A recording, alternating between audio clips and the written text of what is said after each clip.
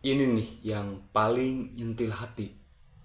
Lo pernah denger nggak makanan yang namanya pag-pag? Itu adalah makanan dari sisa-sisa restoran cepat saji yang diambil dari tempat sampah, dibersihin, dimasak lagi, dan dijual. Selain itu, cuma butuh beberapa kilometer dari kawasan kumuh, lo udah nyampe ke dunia yang bedanya 180 derajat. Ada mall mewah, gedung tinggi, cafe fancy, dan orang-orang yang pakai outfit branded. Dunia yang glamor hidup berdampingan dengan dunia yang bau comberan. Kontras kelas sosial di Manila itu brutal. Yang kaya makin kaya, yang miskin ya gitu-gitu aja. Halo guys, welcome to my channel. Halo anak kos. Lo pernah ngebayangin gak sebuah ibu kota negara tapi suasananya mirip kayak tempat pembuangan akhir? Welcome to Manila guys. Kota yang katanya jantung Filipina. Tapi jujur aja lebih mirip luka yang belum sembuh-sembuh. Manila itu bukan kota kecil, bukan juga kota yang miskin. Tapi masalahnya bukan itu. Masalahnya adalah kebersihan di sini kayaknya udah lama banget nggak dianggap penting. Nah, kali ini gua mau bahas tentang Manila sebagai kota terkotor di pusat Filipina. Ya, tanpa berlama-lama langsung aja, yuk kita bahas. Jadi guys, di balik mall megah dan apartemen yang mahal, ada wilayah kayak Besko dan Tondo. Tempat dimana hidup itu keras dan jorok. Lo bakal lihat rumah dari seng, saluran air hitam kayak kopi tubruk, dan anak-anak main di selokan yang isinya bukan air, tapi lumpur. Orang-orang di sini hidup berdempetan. Satu rumah bisa diisi 6 sampai 10 orang. Dan jangan harap lo bakal nemu WC yang bersih di setiap rumah. Kadang WC-nya bareng satu blok. Air bersih itu mahal.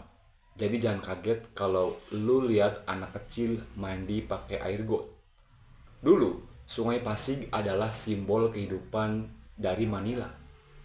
Tapi sekarang orang-orang bilang, ini sungai udah mati. Kenapa? Karena udah nggak ada kehidupan di dalamnya. Ya ada cuma limbah, popok, plastik, dan bau yang bikin lu pengen muntah. Pemerintah sih udah berusaha bersihin. Tapi ya bersihin sungai segede itu yang isinya sampah 24 jam nonstop. Gak semudah itu. Dan ini nih hal yang paling nyentil hati. Lo pernah denger gak makanan yang namanya pangpang? Itu adalah makanan dari sisa-sisa restoran cepat saji yang diambil dari tempat sampah. Dibersihin, dimasak lagi, dan dijual. Kenapa orang-orang di sana makan pangpang? Ya karena murah, karena lapar, karena nggak ada pilihan. Makanan sisa yang di mata kita mungkin jijik, buat mereka adalah penyambung hidup. Yang bikin nyesek lagi adalah cuma butuh beberapa kilometer dari kawasan kumuh, lo udah sampai ke dunia yang bedanya 180 derajat. Ada mall mewah, gedung tinggi, cafe fancy, dan orang-orang yang pakai outfit branded. Dunia yang glamor hidup berdampingan dengan dunia yang bau comberan. Kontras kelas sosial di Manila itu brutal. Yang kaya makin kaya, yang miskin ya gitu-gitu aja. Nah, yang jadi pertanyaan, kenapa bisa separah ini? Salah satu faktornya pengelolaan sampah yang amburadul. Truk sampah enggak selalu datang. TPS ilegal ada di mana-mana.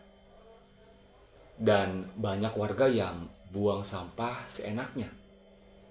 Tapi apakah salah warga? Enggak sepenuhnya. Karena dari kecil mereka nggak dikasih edukasi soal lingkungan. Sementara dari atas, pemerintahnya juga nggak benar-benar gerak cepat. Program ada, tapi eksekusinya ya kayak angin lalu. Tapi di balik semua itu selalu ada harapan. Beberapa komunitas lokal mulai gerak. Ada relawan yang setiap minggu bersihin sungai. Ada juga program edukasi ke anak-anak soal pentingnya kebersihan. Mereka percaya, meskipun kecil, perubahan bisa dimulai dari diri sendiri. Manila bukan kota yang buruk. Dia cuma butuh lebih banyak orang baik. Kota ini bisa berubah, tapi butuh kerja keras. Dari bawah sampai atas. Dan buat kita yang nonton dari jauh, semoga kita bisa belajar sesuatu. Bahwa pembangunan gak cuma soal gedung tinggi, tapi juga soal kemanusiaan. Nah, dan mungkin itu aja video gue kali ini. Terima kasih udah nonton, terima kasih udah subscribe. Thanks for watching, sampai jumpa di video berikutnya. Bye-bye.